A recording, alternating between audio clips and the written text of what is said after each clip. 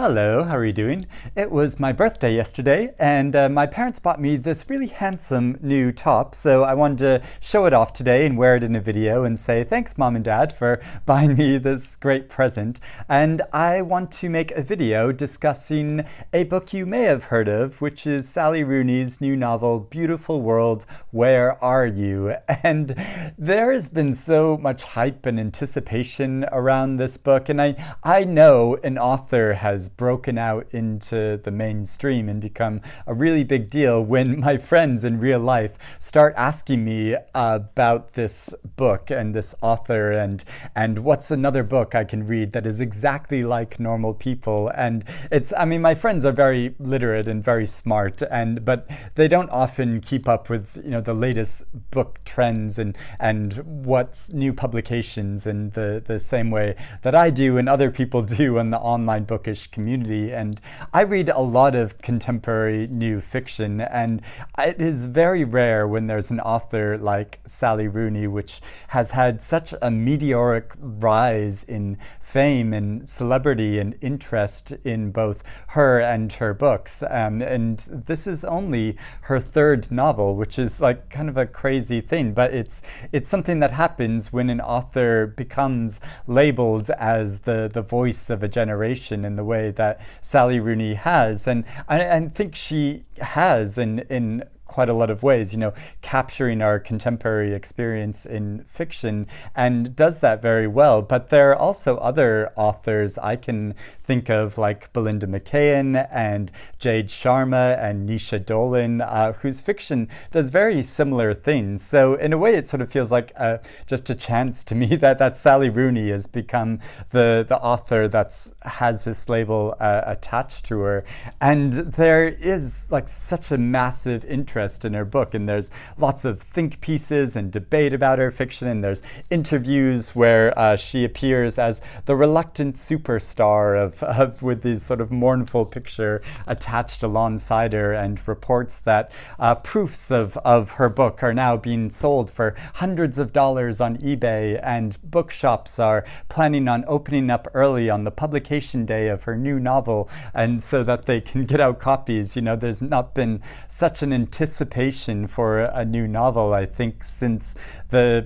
days of new Harry Potter books, but it's for adults. And this is engaging, smart, and funny and intelligent fiction, which is talking about our contemporary lives. And I think it's almost funny that, in a way, that Sally Rooney's first novel was called Conversations with Friends, because that is what all of her books are about. It's youngish people in their 20s having long, extended conversations about life and love and relationships and the present day world, and it's capturing that whole experience in a way which really connects with our current times, and I think it's wonderful and how it does that. And so I did really enjoy reading this novel. I'm gonna say that from the very beginning, but yeah, at the same time I do feel slightly bemused by all of the furor surrounding this author and her work. And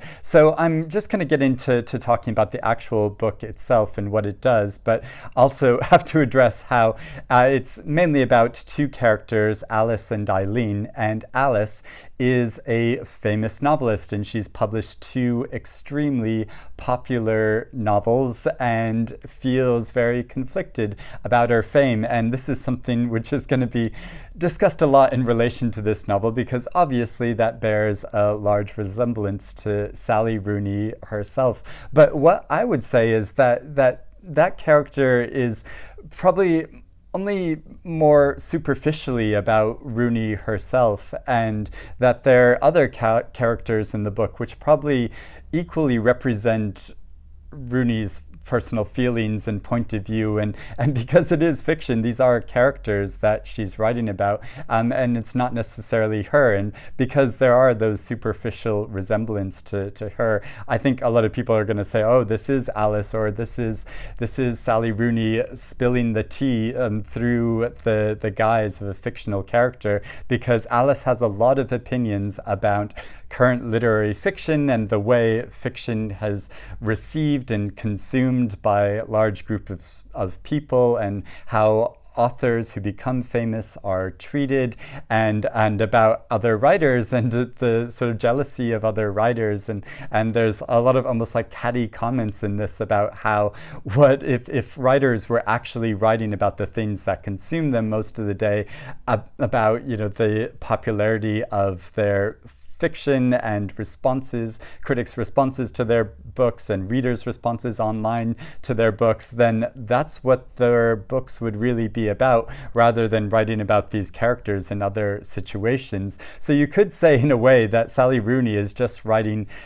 really authentically about her own experience and world, and I think it's a kind of bold choice in a way to really constrain her fiction in all three of her books to people that are very much like her, and probably quite similar to people she knows in her real life, rather than writing about situations or writing historical fiction about people that are very different like her, or people on other parts of the world, and so this novel, I think, will be very satisfying for people who are fans of Sally Rooney, and I know there's a lot of them, because it does fulfill a lot of those same things. And following the story of Alice, who is a famous writer, but also Eileen, who is working at a literary magazine in a fairly low-paid position and really struggling to support herself living in present-day Dublin. And it is also about the story of Felix, who's a man that Alice meets on an online dating app, and they have quite an awkward first date, and she really captures the awkwardness of this sort of first date experience of meeting on a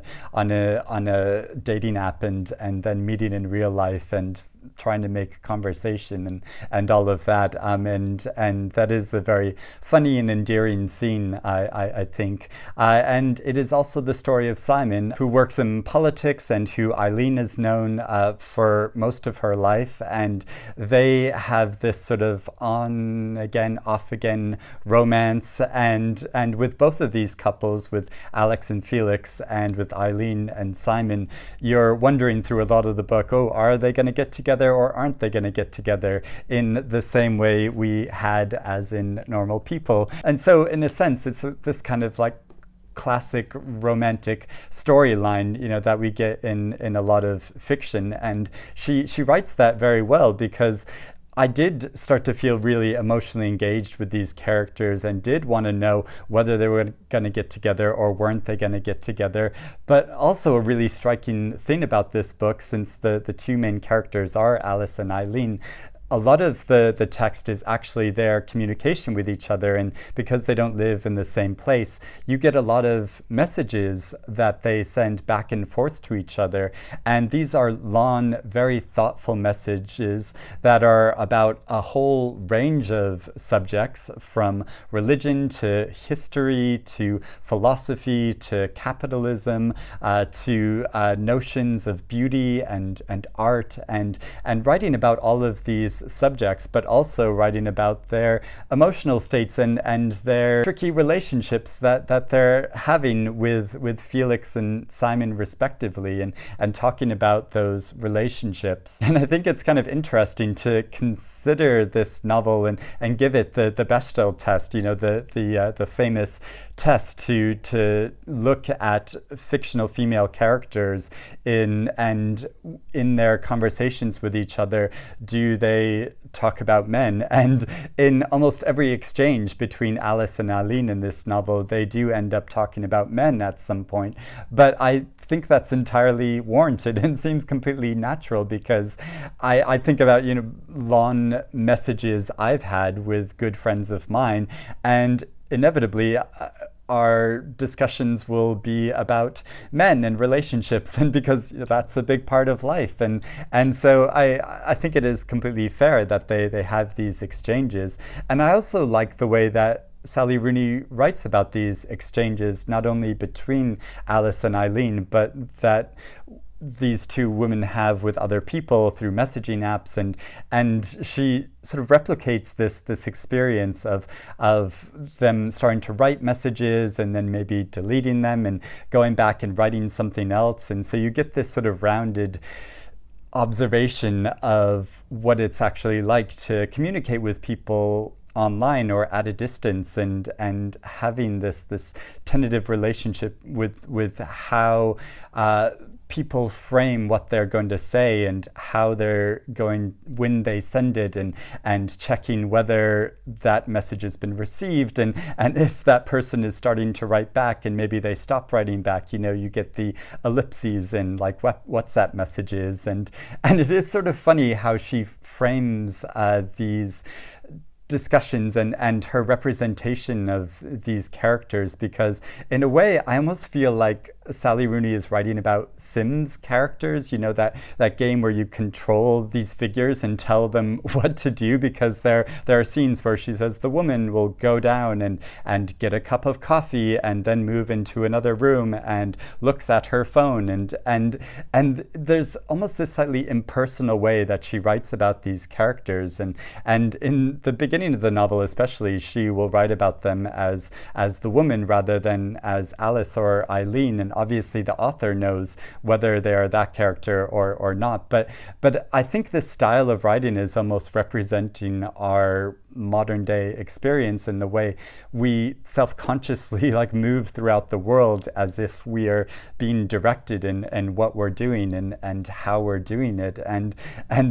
so I think that's a really like intriguing aspect of her fiction and her way of writing. But also something that I found so interesting in reading this interview of Sally Rooney, the reluctant superstar, in the Guardian, and I'll put a link down to this below because I think it is quite an interesting interview, is that it talks about her engagement in debates, in sort of formal debates where she would argue a particular position as a kind of competitive sport. And I almost feel like her characters are kind of ciphers of that, in that they represent these particular points of view and they will argue their viewpoint, and not anyone's viewpoint is necessarily right, but you just see these different points of view play out against each other, and in that way we get this rounded experience of the world and society and culture, and but also because they are fictional characters, we are so emotionally invested, or at least I was emotionally invested in their points of view, and we see how, because of these points of view that they take and these stances they take, they might be flawed, or they might have strengths or weaknesses to them, which cause issues and problems in their lives, which then they have to work through. And going back to the point of Alice being a sort of cipher for Sally Rooney herself, I feel almost like Eileen almost feels like the strongest character in this novel, because it almost feels like this is someone that Sally Rooney might well have been herself if she hadn't become a literary superstar. And there are some very striking scenes with Eileen where there's this one particular scene where she's at a literary event and she's selling copies of this literary review that she works on, and she only sells 2 copies of it, and it's this kind of desultory sense of how there's like very little interest in this literary review, and people will give their readings which might succeed or fail, but then everyone goes to the pub and has a drink, and this feels like a very real world experience, and like something that might have been Sally Rooney's life if she hadn't become so popular and so successful. And so the points of view are very weighted in that way, in that I feel like probably the author feels equally sympathetic to all of her characters, and I felt an equal amount of sympathy to all of them, and people will say of the character of Alice that this is Sally Rooney just whining and working out her issues through a character, but it's at the same time you have to feel like, well, it must be a very strange position to become an incredibly famous author and have all sorts of opinions being made about you, and people judging you and critiquing your fiction and investing your fiction with these labels like being the voice of a generation, which, I mean, no one book can represent a full generation in this way. I mean, that's just not possible. But at the same time, this book, I think, represents a particular kind of certain segment of the population, and so it does in that way. And more than any other character in this book, we get a lot about Eileen's background and her coming of age and her point of view, and it is portrayed in a really sympathetic way. And I think the character I connected most with this book is Eileen, especially in the way I love how she captures about her character that she's someone that is almost afraid of success, and she has sort of opportunities both in her relationships and in her work and her writing, that she could get a husband, she could have a book published, but she's almost afraid of doing so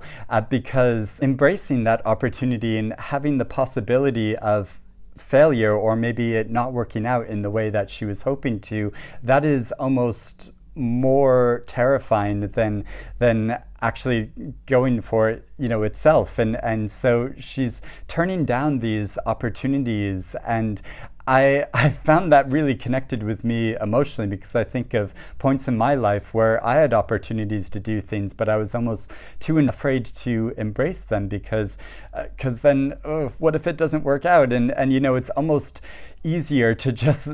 stay where you are and keep things as they are rather than embracing these opportunities. And I thought that was such a striking part of the book that, I really connected with personally. But then there are also the characters of Felix and Simon, and we don't get so much of their points of view in themselves, but we do. They do represent two other very distinct positions in the world, both in their circumstances and in their outlooks in their lives, with Felix's bisexuality and his almost defensiveness about that, but also Simon's religious faith and beliefs and how he interprets that and lives that and experiences that in the world. And so you do get all these different interesting points of view, and the way the characters relate to each other and connect with each other and argue about these points and disagree or agree about them is really interesting how that all plays out. And I know a lot of people might think that this is fiction which is all about those conversations and there's no real plot or drama to it, but I think there really is. And especially towards the end of the book, I'm not going to give any spoilers, but towards the end of the book there are some very dramatic moments and things that happen, and it did really grip me and make me wonder what was going to happen, but also seemed like a natural culmination of everything that had passed between these characters. And as a representation of friendship over time, I think this is a very striking novel, and the way she portrays that is so meaningful and moving, because with a lot of our friends that we have in life, especially if we've known them for a long time, there are certain subjects which we might not fully address, and that leaves something simmering below the surface, and that has the potential to explode at any point. And the way that plays out, I think, is so interesting, and where she goes to up into our present times, I think is really striking as well. And I wasn't really expecting it to be taken up to quite such a present time, and it really successfully does so, I think. So yeah, I really enjoyed this reading experience. And do I think it's like Sally Rooney is the be-all, end-all in fiction? Well, no, I don't. But also, I think she does have a very striking and original voice, and her fiction is compelling in a way unlike many other writers working today. And so I think she does deserve a lot of the attention she gets, and of course there are other writers, like I already said, that I think probably deserve as much attention, but that's not Sally Rooney's fault. That's just the sort of way that things have worked out and the state that it's in. So I'm glad to have read this, and I'm glad so many people are talking about it. I'm looking forward to all the debate and discussion around this book of both Sally Rooney fans and her detractors, and to see how that all plays out, because I think it's just the part of the fun of our literary landscape. But I'm looking forward to going to see her talk at the South Bank next week, partly because it'll be so exciting to be part of an audience again and going to literary events again and talking about fiction in real person again. I'm looking forward to that. But if you're looking forward to this new novel, please let me know in the comments below. And if you've read this book, please let me know what you think about it. I'm looking forward to hearing so many different opinions about it. But thank you for watching this video and me prattle on about Sally Rooney, and I will speak to you again soon. Bye bye.